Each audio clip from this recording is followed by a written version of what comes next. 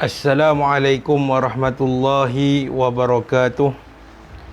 Alhamdulillahi rabbil alamin.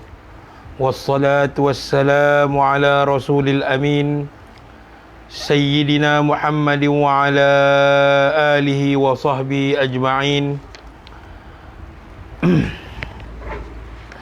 Allahumma aftah alaina hikmataka wa anshur alaina min khazaini rahmatika ya arhamar rahimin.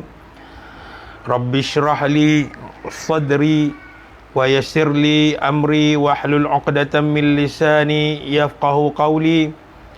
Subhanaka la ilma lana illa ma 'allamtana innaka antal alimul hakim. ولا حول ولا قوة إلا بالله العلي العظيم. بسم الله ما شاء الله لا يسوق الخير إلا الله. بسم الله ما شاء الله لا يصرف السوء إلا الله. بسم الله ما شاء الله ما كان من نعمة فمن الله. بسم الله ما شاء الله لا حول ولا قوة إلا بالله. Amma ba'du. Alhamdulillah, bersyukur kita kepada Allah Subhanahu wa taala.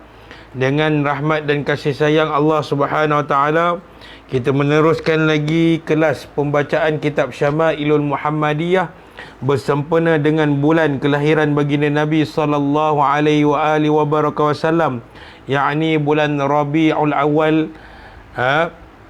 Dan bersempena dengan itu, saya mengajak tuan-tuan dan puan-puan ikhlaskan niat kita kepada Allah Subhanahu wa taala dan kita sama-sama memperbanyakkan berselawat kepada Nabi sallallahu alaihi wasallam di dalam bulan ini. Allahumma salli ala sayyidina Muhammad wa ala alihi wa sahbihi wa barik wa sallim. Hadirin hadirat yang dirahmati oleh Allah sekalian, kita sambung pembacaan kita daripada kitab Syama'ilul Muhammadiyah yang ditahqiq, yang disimpulkan daripada kitab lama, iaitu kitab Sayrus Salikin yang disusun oleh Syekh Abdul Samad Al-Falimbani, yang ditahqiq, yang disunting oleh guru kita Syekh Ahmad Fahmi bin Zamzam Abu Ali Al-Banjari An-Nadwi Al-Maliki hafizallah ta'ala. Kata pengarang menukilkan firman Allah Subhanahu wa taala, dan ini membuktikan bagaimana keadaan sifat dan akhlak baginda Nabi sallallahu alaihi wasallam. Allah berfirman, wasbir ala ma asabak inna dzalika min azmil umur. Allah berfirman yang membawa maksud, dan bersabarlah atas segala yang menimpamu, sesungguhnya yang demikian itu adalah daripada perkara-perkara yang dikehendaki melakukannya. Jadi ayat ini menunjukkan Nabi SAW mempunyai sifat sabar, dan terbukti daripada sirah Nabi SAW. Nabi seorang yang sangat sabar, tidak mudah untuk melenting, tidak mudah untuk marah. Dan jikalau Nabi sallallahu alaihi wasallam marah Nabi sallallahu alaihi wasallam itu bukanlah untuk kepentingan diri baginda, tetapi sesiapa yang melanggar perintah Allah pasti Nabi akan marah. Marah ni maknanya Nabi akan tegas melawannya. Siapa yang melanggar perintah Allah, maknanya Nabi SAW, Nabi akan marah sekiranya terdapat insan ataupun orang yang melanggar perintah Allah Subhanahu wa taala. Dan Allah berfirman lagi, walaman sabara wa ghafara inna dzalika lamin azmil umur. Dalam surah Asy-Syura, tadi surah Al-Luqman, ni surah Asy-Syura. Dan orang yang sabar dan memaafkan, sesungguhnya perbuatan yang demikian itu adalah daripada perkara yang dikehendaki dan diambil berat. Ini membuktikan juga lagi sekali Nabi SAW bukan sampai tahap sabar saja, tetapi Nabi SAW juga merupakan seorang yang pemaaf. Sebab itu kita katakan tadi Nabi SAW, walaupun yang datang itu adalah orang yang non-Muslim, selagi mana dia tidak melawan agama Allah, maknanya dia tak kacau urusan Nabi terhadap agama, sebab itu Nabi dia melakukan apa? Perjanjian dengan Yahudi. Jadi dia tidak, memang hakikatnya mereka ini kufur kepada Allah Ta'ala, tetapi tidak mengancam agama Allah, maka Nabi boleh buat baik lagi. Buat baik maknanya di sini Nabi akan berdakwah kepada mereka. Dan Nabi sentiasa memaafkan orang, walaupun yang memaki diri Nabi, bukan memaki agama Allah, memaki diri Nabi, tetap Nabi bersabar dan maaf, kerana Nabi percaya sesungguhnya hidayah itu datang daripada Allah Ta'ala. Nabi hanya membawa hidayah Allah, Nabi hanya membawa ilmu daripada Allah Ta'ala, Nabi hanya menyampaikan saja. Yang memberi hidayah itu adalah Allah Subhanahu Wa Ta'ala. Innaka la tahdi man ahbabta walakin Allah yahdi man yasha. Allah berfirman, yang mana innaka la tahdi man ahbabta, sesungguhnya engkau tidak boleh memberikan hidayah kepada orang yang paling engkau suka. Kerana sesungguhnya hidayah itu Allah lah yang akan memberikan hidayah kepada sesiapa saja yang dia berkehendak. Jadi Abu Jahal, Abu Lahab, Allah tidak berkehendak ke atas mereka untuk beriman. Jadi bila Allah tidak berkehendak ke atas Abu Jahal dan Abu Lahab dan lain-lain lagi kaum kafir Quraisy untuk beriman kepada Allah Ta'ala, maka mereka tidak akan beriman kepada Allah Subhanahu Ta'ala. Jadi Nabi bersifat dengan sifat sabar dan pemaaf. Dan Allah Subhanahu Wa Ta'ala berfirman lagi, fa'fu anhum wasfah innallaha yuhibbul muhsinin.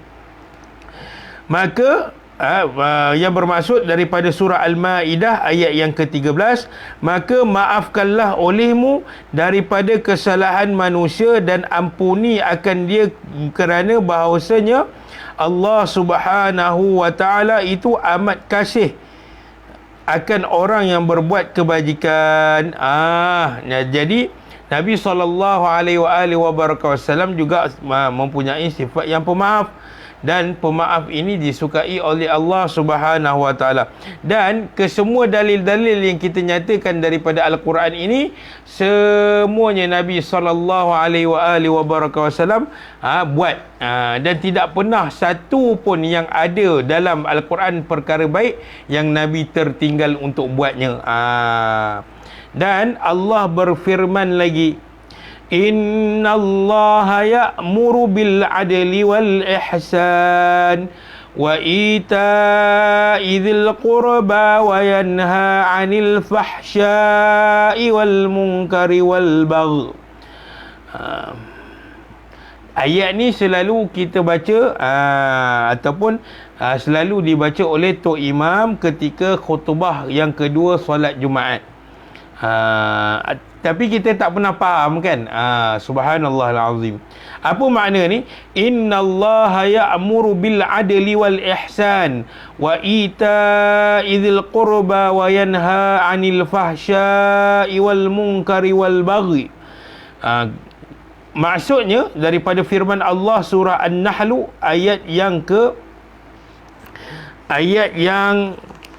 ke-90, sesungguhnya Allah menyuruh berlaku adil, berbuat baik dan memberi bantuan kepada kaum kerabat, dan melarang daripada melakukan perbuatan mungkar dan kezaliman. Maka Nabi tak buat perkara mungkar. Nabi sepanjang sirah Nabi daripada kecil sampai wafatnya baginda Nabi SAW, Nabi bukan seorang yang zalim. Bahkan Nabi menyayangi orang yang ada di sekeliling baginda Nabi SAW. Hatta kalaulah orang itu kafir sekalipun, Nabi tetap berbuat baik kepadanya. Contoh, setiap kali subuh, selepas habis menunaikan solat fardu subuh, Nabi akan pergi ke rumah seorang makcik tua yang mana makcik tua ni buta. Tiap-tiap pagi Nabi akan suapkan kepadanya makanan sehinggalah Nabi wafat. Dan apabila Nabi SAW wafat, maka Sayyidina Abu Bakar pun bertanya kepada Sayyidatina Aisyah radhiyallahu anha yang merupakan anak dia juga.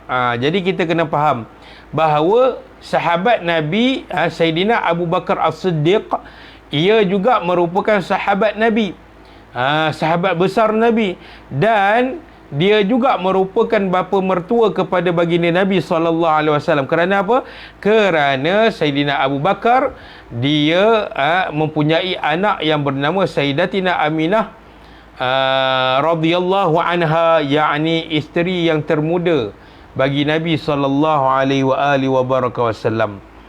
Jadi bila Nabi balik daripada solat subuh, Nabi akan berhenti di rumah makcik tua ni. Makcik tua ni beragama Yahudi, bangsa Yahudi. Maka tiap-tiap pagi Nabi akan suap, dan setiap kali suapan yang Nabi berikan kepadanya, makcik ini tak pernah cakap elok-elok dengan Nabi. Bahkan setiap kali Nabi suap, dia akan kata Muhammad itu gila, Muhammad tu bawa ajaran tak betul, Muhammad itulah, Muhammad inilah. Setiap kejian benda yang buruk-buruk dia katakan kepada Nabi SAW. Apabila Nabi wafat, apabila baginda Nabi SAW wafat, maka Sayyidina Abu Bakar pergi ke rumah Sayyidatina Aisyah dan bertanya kepada Sayyidatina Aisyah, wahai Aisyah, apakah sunnah ataupun perbuatan Nabi yang aku tak buat lagi? Maknanya Sayyidina Abu Bakar ni nak ikut sunnah Nabi. Maka Sayyidatina Aisyah radhiyallahu anha, dia mengatakan bahawa, wahai bapaku, sesungguhnya apa sahaja yang Nabi buat, engkau telah pun buat, kecuali satu perkara saja, wahai ayahku. Lalu Sayyidina Abu Bakar tanya kepada Sayyidatina Aisyah radhiyallahu anha yang merupakan anaknya, wahai Aisyah, apa dia yang satu tu? Kata Sayyidatina Aisyah radhiyallahu anha, yakni setiap pagi selepas menunaikan solat fardu subuh, Nabi akan pergi ke rumah makcik tua ini, makcik tua Yahudi ini yang buta ini, dan Nabi akan menyuapkan makanannya dengan lemah lembut dan sehingga makcik itu kenyang. Maka Sayyidina Abu Bakar pun dia buat setiap pagi, dia buat. Satu hari makcik tua Yahudi ni dia tanya, wahai anak, engkau ni bukanlah orang yang sebelum ini suapkan. Kerana orang yang sebelum ini yang menyuapkan aku itu, dia akan kepalkan makanan tu kecil-kecil dan menyuapkan ke dalam mulutku dengan lemah lembut. Tetapi engkau ada kekurangan sedikit lah, makna di situ. Jadi Sayyidina Abu Bakar As-Siddiq menyatakan bahawa yang menyatakan bahawa kepada makcik tua itu bahawa, wahai makcik, yang menyuapkan makcik sebelum ini adalah insan, adalah manusia yang selalu makcik keji, yang selalu makcik ini, iaitu namanya Muhammad. Maka terkejut makcik itu dan tidak melengahkan masa, makcik itu terus mengucap dua kalimah syahadah di hadapan Sayyidina Abu Bakar As-Siddiq. Ini nak bagi tahu bahawa Nabi ini dia berbuat baik kepada orang. Tak pernah sekali dalam sirah Nabi buat jahat kepada orang. Tak pernah sekali. Dan memberi bantuan kepada kaum kerabatnya. Nabi tak pernah tinggalkan kaum kerabatnya. Kerana satu ketika Nabi juga pernah merasa kaya, dan satu ketika Nabi juga pernah merasa miskin, maknanya tiada kewangan seperti orang kaya. Subhanallahal azim. Dan Nabi juga berlaku adil. Nabi juga berlaku adil. Apa makna adil ini? Meletakkan sesuatu pada haknya yang sebetul. Adapun kita memakan harta anak yatim, mengambil hak orang lain, maka itu tidaklah adil. Adilnya Nabi SAW jelas melalui kisah bagaimana ketika kaum Quraisy Mekah ingin meletakkan Hajarul Aswad pada tempat asalnya. Lalu mereka bergaduh sehingga hampir menumpahkan darah, maknanya sehingga membunuh, sehingga nak berlakunya pembunuhan. Maka datang Nabi sallallahu alaihi wasallam Al-Amin, dan mereka baginda Nabi sallallahu alaihi wasallam yang cerdik, yang bijaksana, yang adil ini, baginda Nabi SAW melemparkan ataupun meletakkan kain selendangnya, iaitu kain ridaknya, dan memanggil ketua 4 puak dalam bahasa Arab, bangsa Arab itu, memegang setiap bucu dan mengangkatnya bersama-sama, dan sampai saja di penjuru Hajarul Aswad, maka Nabi dengan tangan mulia Nabi SAW, Nabi sendiri meletakkan Hajarul Aswad itu pada tempatnya yang asal. Jadi Nabi sangat adil. Nabi tak memilih bulu. Nabi tidak menyayangi seseorang saja, tetapi Nabi menyayangi semua. Seperti mana firman Allah Subhanahu wa taala, "Wa ma arsalnaka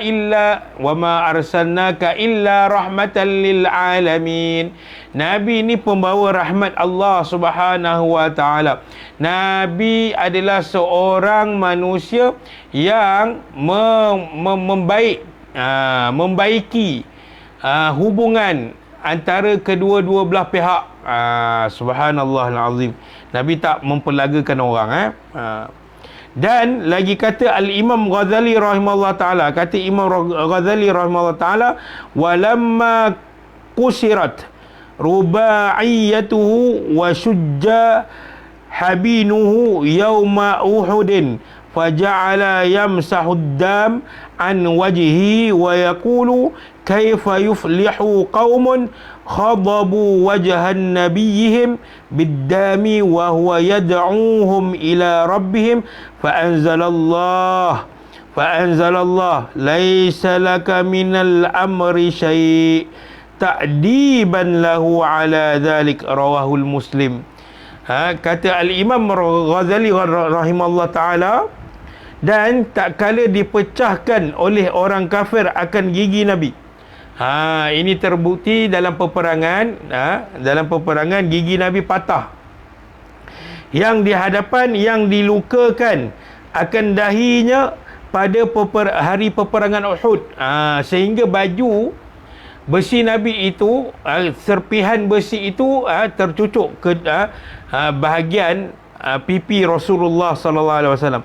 Maka jadi Nabi sallallahu alaihi wasallam menyapu akan darah daripada mukanya, padahal dia berkata, betapa dapat kemenangan kaum yang melumurkan mereka itu akan muka Nabi mereka dengan darah, padahal ia menyeru akan mereka itu kepada Tuhan mereka itu.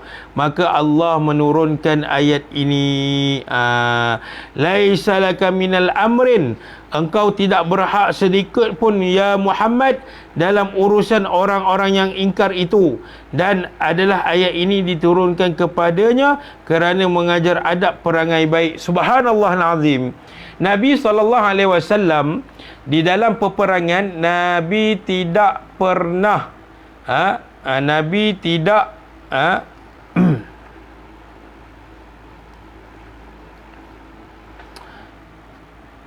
Nabi SAW ditegur oleh Allah Subhanahu wa taala bahawasanya orang yang ingkar kepada Allah Subhanahu wa taala, orang yang melawan agama Allah Subhanahu wa taala ini, bukanlah urusan Nabi untuk menghukumnya, dan bukanlah urusan Nabi untuk memberi hidayah kepadanya.